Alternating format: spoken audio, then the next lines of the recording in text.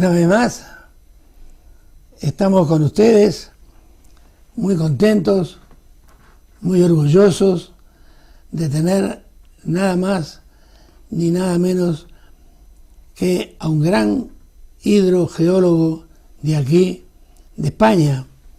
Ha estado muchas veces con nosotros, Francisco Turrión Peláez, erudito en la materia del agua, sobre todo el agua de aquí, donde estamos grabando, de Murcia.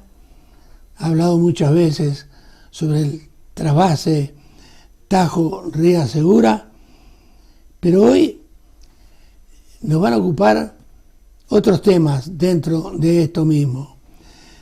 Quiero decirles primero que hace unos días lo vi en televisión Calasparra.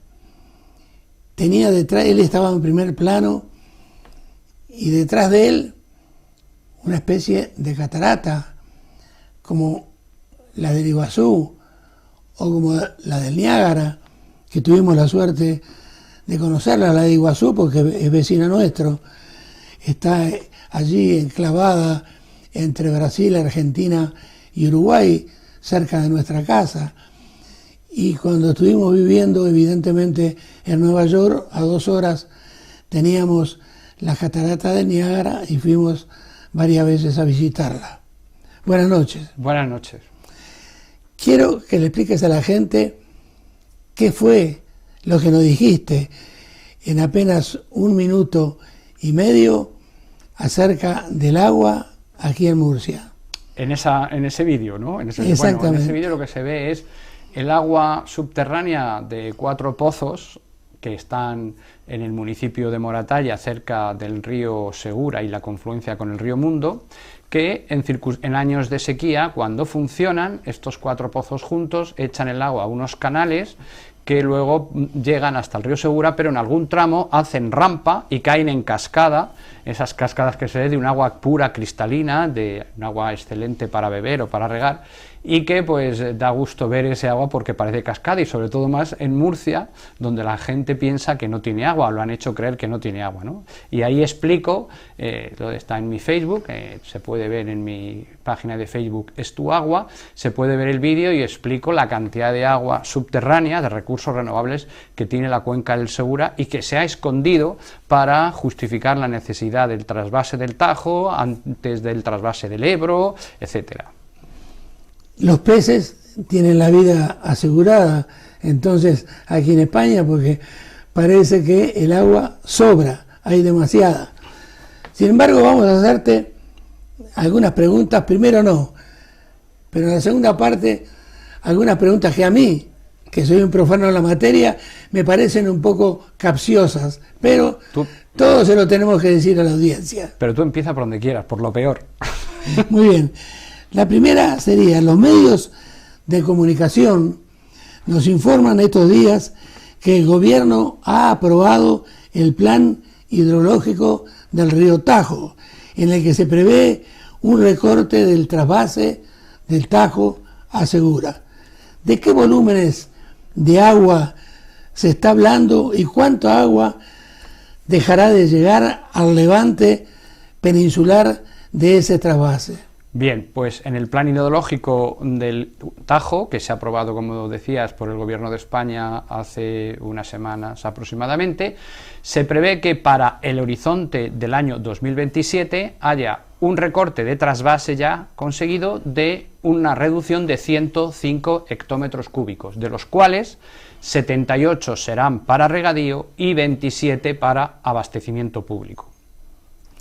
Muy bien. ¿Qué problemas, si los hay, podrían acarrearnos este corte de agua? Bien, traerían problemas si no arbitramos soluciones alternativas para suplir ese caudal, que por lo visto, ya veremos, todavía no se han adoptado.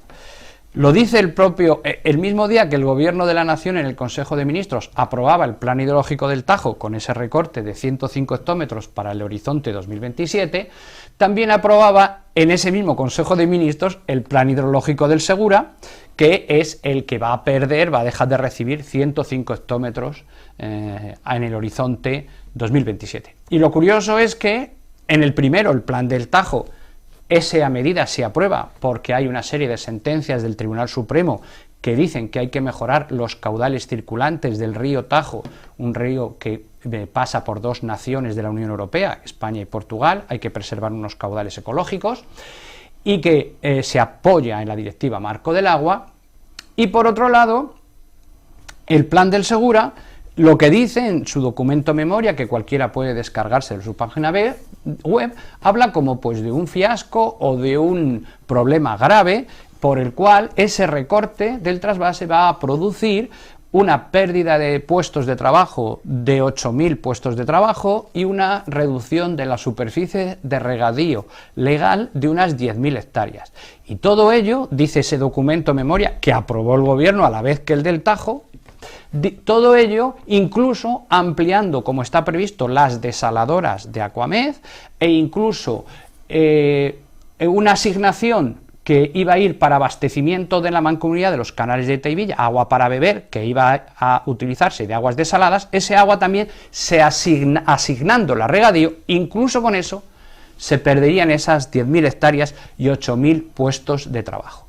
Y todo ello porque, como veremos, no se han arbitrado otras medidas que pudieran haber, que palían, que pueden mitigar y eliminar ese problema con los puestos de trabajo o con la reducción de agua. Evidentemente, vuelvo a repetir que soy un profano en la materia, pero evidentemente, según sus palabras, el río Segura se beneficiaría de una entrada de agua del Utello, como dicen los liboetas, ¿no es cierto? Pero ese río, el Tajo, ¿se perjudicaría en algo con este trasvase? No, bueno, el río Tajo, de hecho, con el trasvase que se viene haciendo desde los años finales de los 70, 79 y 80, etcétera, ha ido, basado en unos datos, en mi opinión, ficticios, sobredimensionados, de la cantidad de agua que iba a almacenar los pantanos de Entrepeñas y Buendía, y que, aunque se trasvasaran esos 600 hectómetros de los que se hablaba, la cuenca del Segura, el Tajo iba a estar maravilloso y entre Peñas y Buendía la gente iba a poder seguir haciendo esquí acuático, porque en esos pantanos se desarrolló un turismo muy floreciente, había muchas zonas de turismo, muchas urbanizaciones, y la gente pues tenía lanchas motoras, practicaba esquí acuático. Bueno, pues se les había dicho que a pesar de que 600 hectómetros iban a venir a regar las huertas de Murcia y Cartagena, que no iba a haber problema. En ese dato, claro, enseguida se demostró que no era cierto. Cuando los datos, la naturaleza pone sus datos encima de la mesa, pues claro, las lluvias eran menores y las cabeceras de Entrepeñas y Buendía, los niveles año tras año fueron bajando. Desaparecieron los deportes náuticos, se arruinaron muchos negocios, desaparecieron urbanizaciones donde allí nadie va, y muchos veranos la gente donde paseaba en su lancha motora o pescaba, ahora no hay ni agua, ¿no? Es un secarral. Luego al Tajo sí que se le ha hecho un perjuicio muy grande. Más abajo, en Aranjuez, hay años donde el agua casi ni corre. Y en Toledo, debido a no tener caudal suficiente de dilución, los vertidos que llegan de Jarama de Madrid pues tienen unas espumas muy sucias, y recordemos que Toledo es una ciudad patrimonio de la humanidad. Pero si ya llegamos a la frontera en Extremadura con Portugal, pues vemos ya que el Tajo allí es un simple regatillo donde no llega agua suficiente. Es decir, era evidente y era lógico pensar que había que recortar, reducir ese caudal de trasvase a Murcia para regenerar y recuperar el caudal ecológico del río Tajo. Ahora, ¿hay alternativas con agua de la propia cuenca del Segura para paliar esa disminución? Bien, pues en mi opinión sí, y eso lo llevo diciendo ya 10 años o más. En el informe que escribí para Greenpeace, titulado La trama del agua en la cuenca del Segura 10 años después, se decía que la cuenca del Segura se podría desenganchar de la del Tajo, no trasvasar, no necesitar ese agua trasvasada, que ya no son los 600 proyectados, ni los 400 que hubo al principio, que estamos hablando ya de 300 hectómetros anuales, es decir, la mitad de lo que se pensaba. por circunstancias naturales y también por el cambio climático. Bien, pues de ese volumen teórico de 400 hectómetros nosotros podríamos, utilizando 200 de desalación y 200 de agua subterránea para abaratar el precio de la desalación, ese mix de agua nosotros podíamos con esos 400 suplir a los 400 del Tajo.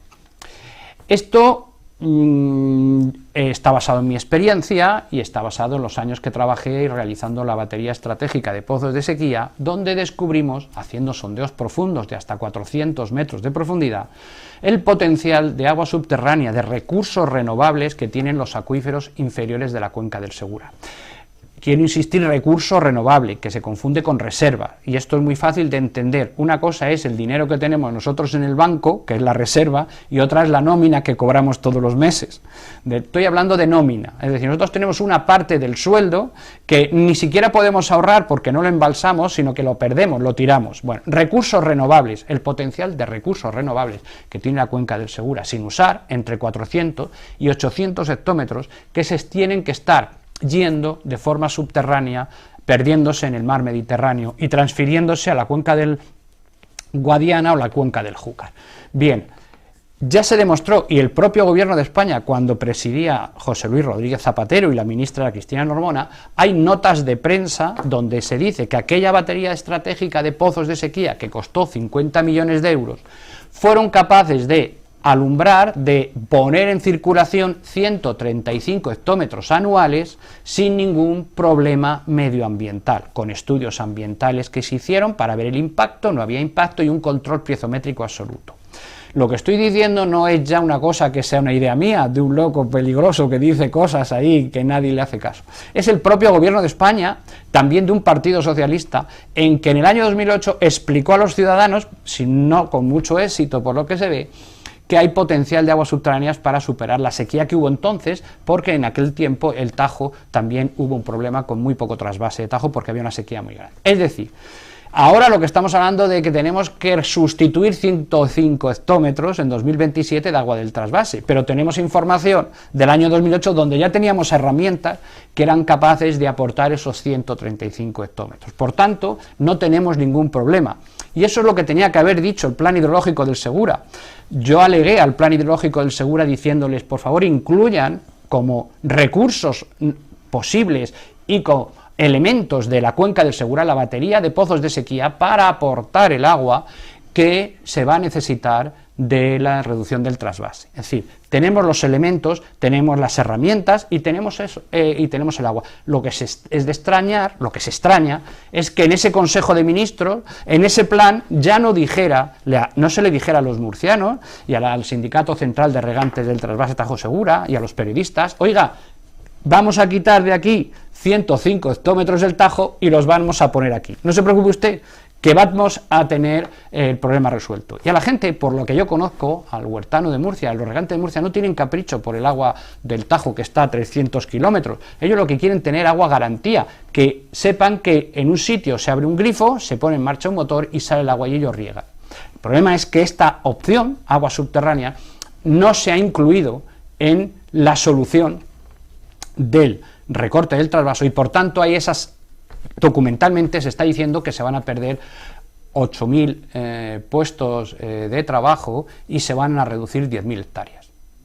Ahora bien, dando un poco una vuelta a la página, hay algo que a ustedes los televidentes sencillamente digo que les preocupa.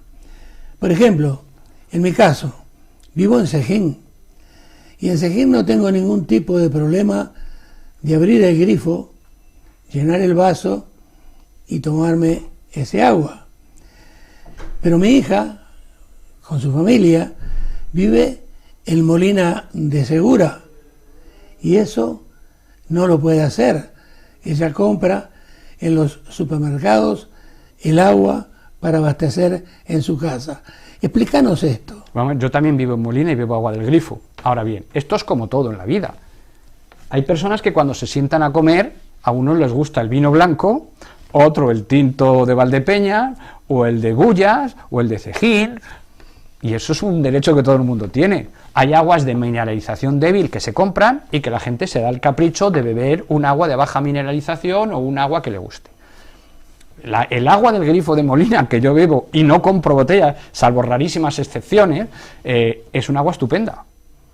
Ahora, ¿me gusta más el sabor de otras? Sí, pero no sabe a cloro, no tiene un sabor extraño. Entonces, tenemos, por suerte, en la cuenca del Segura y la región de Murcia, a pesar de las sequías que ha habido este verano en otras regiones, donde hemos visto como pueblos de La Mancha no han tenido que ser abastecidos con cisternas, camiones cisterna, han tenido problemas serios de abastecimiento, han tenido que rehabilitar antiguos pozos, se han secado muchos embalses, se han vaciado otros. Nosotros en la cuenca del Segura y en la región de Murcia no conozco ningún municipio donde alguien haya abierto un día el grifo y no le haya salido agua para beber, para ducharse las veces que queramos ducharnos, bañarnos, llenar piscinas, etcétera. O sea que todo ese problema yo no lo veo. Ahora bien, yo también entiendo que a veces uno se quiere dar un capricho o puede dárselo comprando determinadas aguas embotelladas. No todas, porque algunas tienen una calidad similar a la del grifo en Molina de Segura. Hay otros municipios, pues como Bullas, como Tuiecejín, donde a lo mejor lleva menos mezcla con agua del río Segura y es más agua del Taivilla, donde es un agua pues más pura y más mejor, de sabor mucho mejor. Ahora, aquí en Sejín, tenemos unos amigos, un matrimonio, que lo conoces perfectamente bien, que tienen una empresa que se llama Estuagua. Ellos proveen, digamos, agua pura. ¿Qué es entonces lo que esta empresa realiza para que el agua, digamos, sea más potable? Bueno, supongo que será... No, potable es toda. Es decir, ahora, puede ser que tú quieras en ese agua, porque son empresas que llevan depósitos por las casas, venden depósitos que suministran a casas de campo. Bueno, hay casas de campo que no están conectadas a la red municipal y el agua la compran, ¿no? Y bueno, lo único que ese agua lo que hacen es que la desalobran, le hacen un proceso de ósmosis inversa, la desalobran y pueden coger un agua de una calidad mediocre y le hacen un tratamiento, le quitan esas sales y la ponen en un contenido en sales de baja mineralización, no sin mineralización ninguna, porque el agua destilada no es buena para el organismo, se lleva las sales minerales que tenemos en él y harán tratamientos para eso, para darle un sabor o quitarle el sabor que hay en algunas zonas. Sí que es cierto que algunos ayuntamientos, y en Murcia pasa, pues como se curan en salud con el cloro, que esto es muy importante. Lo que no puede pasar en una población es que por un problema de cloro tengamos un problema de contaminación, una legionela, un problema por el hecho de que hay bacterias o residuos orgánicos que no han sido descompuestos por el cloro y podamos tener una contaminación con enfermedades pues masivas que afectan a un porcentaje importante de la población. Por eso a veces se abusa un poco del cloro para evitar esos problemas, ¿no? Y claro, ese sabor a veces de cloro, que con el tiempo, si tú llenas una jarra de agua, la dejas fuera del frigorífico y la dejas un par de días destapada, el agua ya sabe bastante mejor, pero a veces hay sitios que ese sabor a cloro hace que el agua no sea agradable y la gente pues la compra o bien de botellas normales o en depósitos de 8 litros que gestionan estas empresas. Ahora, hay una cosa que a mí por lo menos me llama la atención. Cada vez que venís a hablar con nosotros, nos hablás con énfasis, además, de las aguas subterráneas. Nos decís que son realmente muy puras, realmente para beber, para lo que sea, por supuesto para los regantes, en fin. ¿Por qué? Y lo diría sarcásticamente, ¿por qué se habla tan poco de las aguas subterráneas? Bueno, pues lo que se habla tan poco de las aguas subterráneas, primero podemos decir así como titular, porque no es negocio.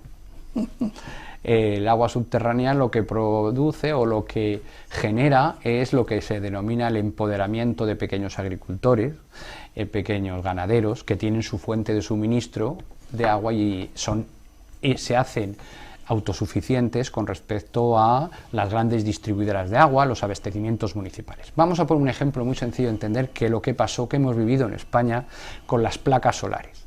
Hace 5 años yo recuerdo que hasta el gobierno había puesto un impuesto al sol para que la gente no pudiera tener placas solares en su casa y ser autosuficientes energéticamente, porque decían que no sé qué iba a pasar. Claro, había una serie de lobbies, el lobby hidroeléctrico, que lo que no quería es que esos clientes potenciales de la noche a la mañana dejaran de consumir kilovatios de luz en sus casas con las placas solares. Bueno, como el sol se ve y los chinos no paran de hacer placas solares cada vez más baratas, aquello llegó un momento que se cayó por sí mismo y el gobierno arbitró medidas que posibilitan a los ciudadanos, a las viviendas aisladas, a las pequeñas naves industriales, satisfacerse energéticamente con placas solares. Hasta los pozos, pequeños pozos de las huertas y de los campos, en muchas partes de España, ahora mismo se están abasteciendo con una plaquita solar, ya sin tener energía. Fíjate,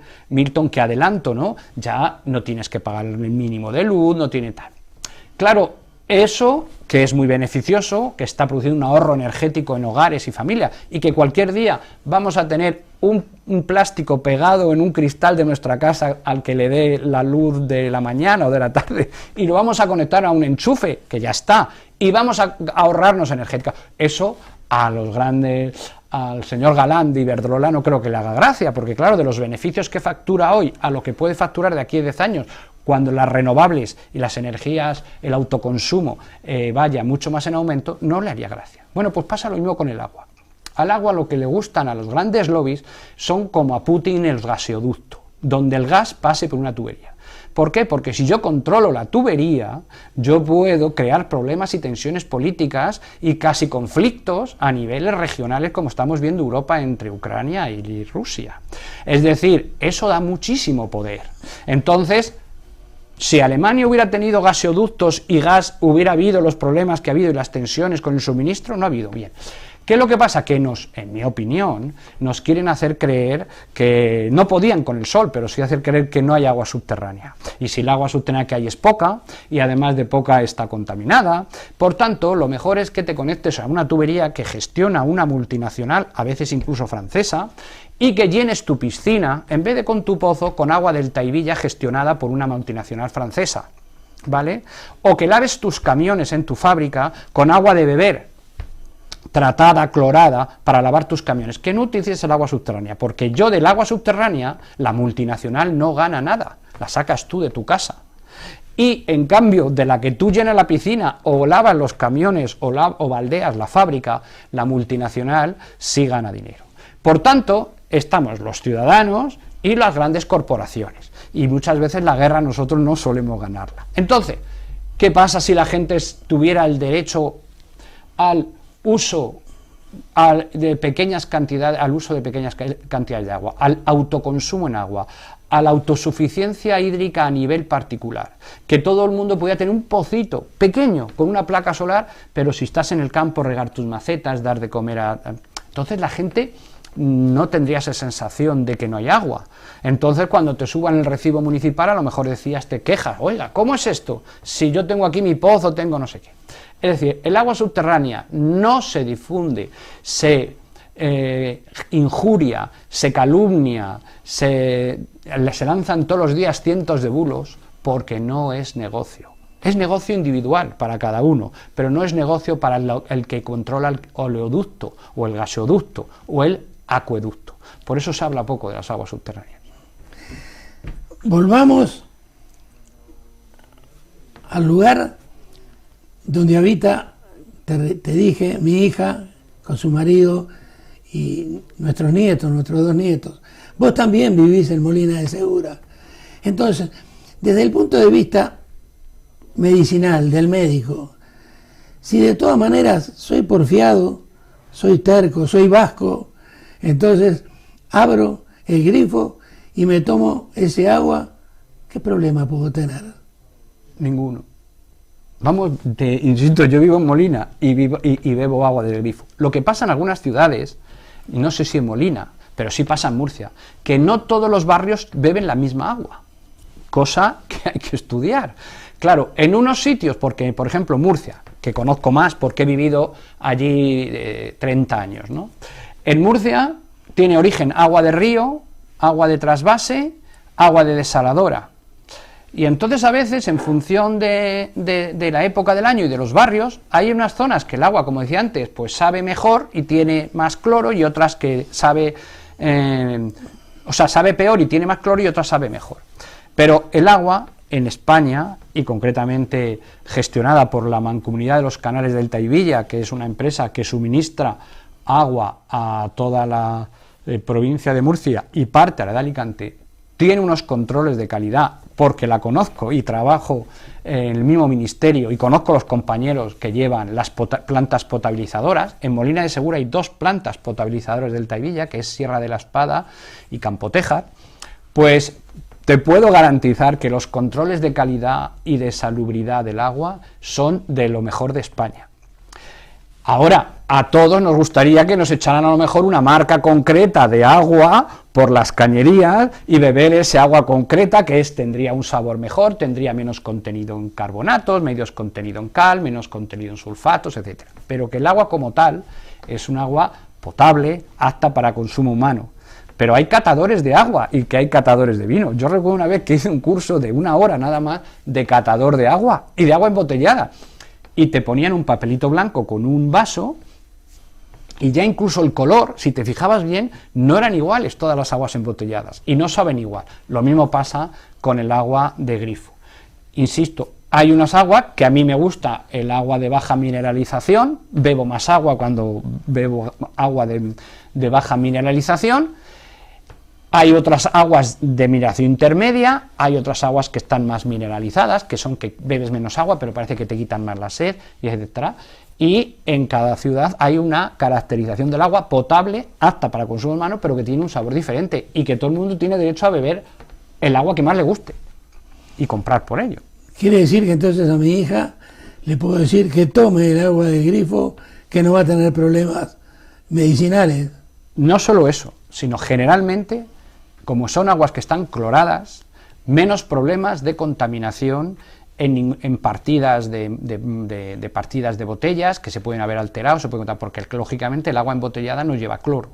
Entonces a veces puede haber problema. Es una garantía beber agua del grifo, y sobre todo medioambientalmente es fundamental por la cantidad de plásticos que nos evitamos, que nosotros cogemos la botella, quitamos el tapón, la aplastamos, le ponemos el tapón y la reciclamos cuando la reciclamos, pero luego al final vemos imágenes que luego todas esas botellas acaban en Tailandia o en la India o en algún sitio y tal, ¿no?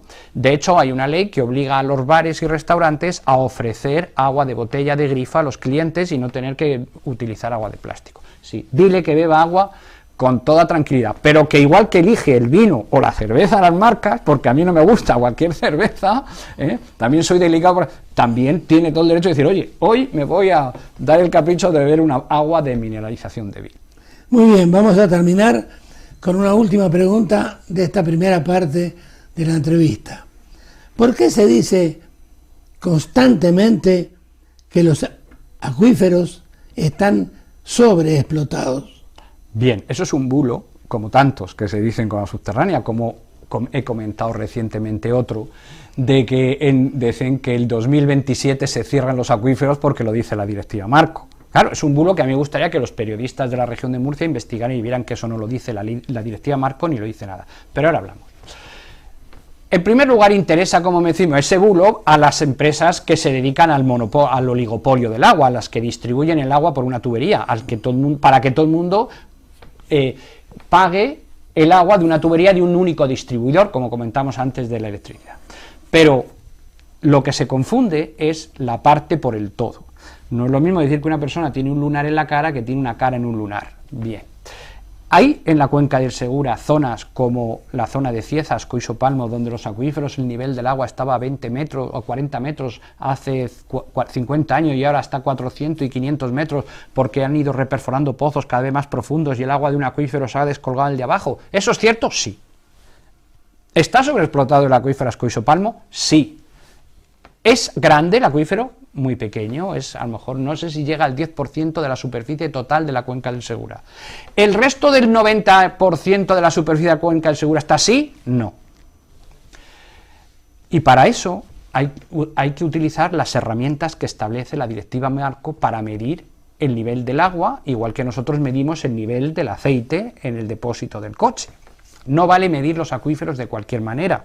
Por ejemplo, no podemos medir el estado de cómo evoluciona el nivel del agua de los acuíferos en pozos que bombean, que están todo el día bombeando, porque en ese punto, en hidrogeología todo el mundo sabrá que se genera una depresión piezométrica. La Directiva Marco del Agua dice que hay que medir en puntos suficientes, no vale un punto, sino suficientes, y representativos, que representen la evolución del conjunto. Es decir, en piezómetros, pozos hechos específicamente alejados de focos de bombeo para medir el nivel del agua y ver cómo las reservas de agua de ese acuífero, los almacenamientos que dice la directiva, suben o bajan a lo largo de los años. El problema es que faltan muchos piezómetros representativos todavía por construir, se están construyendo, pero hay muchos acuíferos que no tienen y que durante años se ha medido en pozos que bombean. Y esa mi impresión es que durante años, en esta guerra de agua de los trasvases, que ahora quiero el Tajo y ahora me gustaría también el del Ebro, pues como tú sabes que la primera víctima en todas las guerras del agua o de cualquier cosa es la verdad y el conocimiento científico. Y esto de medir en puntos representativos, en pozos que no bombeen para saber cómo están los acuíferos, es tan elemental como si tú, que te vas a hacer, te cita el médico a hacerte un análisis de sangre para ver si tienes azúcar, que ojalá no tengas, en sangre un valor alto, y te dice, tienes que venir en ayunas, y te hace 12 pruebas al año. Y tú todos los días que te vas a hacer la prueba, resulta que pasas antes por un bar y te comes un chocolate con churros y medio brazo de gitano, ¿vale? Y todos los meses te sale la prueba que tienes mucho azúcar, y entonces te recetan que tienes que inyectarse insulina. Pero un día haces caso a la doctora y no pasas por el bar, no te comes nada y has estado en ayunas toda la noche y te hacen un análisis. Y ese análisis te sale que no tienes azúcar. ¿Cuál es si sacamos la nota media, saldría que tú realmente tienes el azúcar muy alto. Pero si nosotros seguimos las prescripciones de los ensayos, hay 11 ensayos que son nulos. El único bueno es el último. Tú no tienes azúcar, no tomes insulina. ¿Me explico? Pues con los acuíferos pasa lo mismo. No vale medir donde uno quiere. Igual que no te puede poner un radar a velocidad, un radar que no esté homologado ni esté testado. Bueno, pues cuando nosotros medimos los acuíferos de la cuenca del Segura, en puntos representativos, en pozos que no bombean y alejados de focos de bombeo, vemos que la situación de la mayoría de ellos, digo del 90% de la superficie de la cuenca del Segura, está en equilibrio, estables, desde los últimos 20, 30, incluso 50 años, como pasa en Calasparra. Por tanto, significa que el agua embalsada que tenemos en los acuíferos, que todavía no sabemos cuánta es, durante estos últimos 50 años, no ha variado. Y eso es un dato que no se dice. Y es un fraude que se ha hecho durante muchos años, utilizando midiendo en pozos de bombeo, es decir, analizando el azúcar después de haberte comido un brazo de gitano. Muy bien, terminamos la primera parte, no sin antes decir que si tenemos que elegir entre el análisis de sangre y un buen chocolate con churros, prefiero ir a comerme el chocolate con churros. Nada más por esta primera parte, unos segundos y seguimos conversando con Francisco.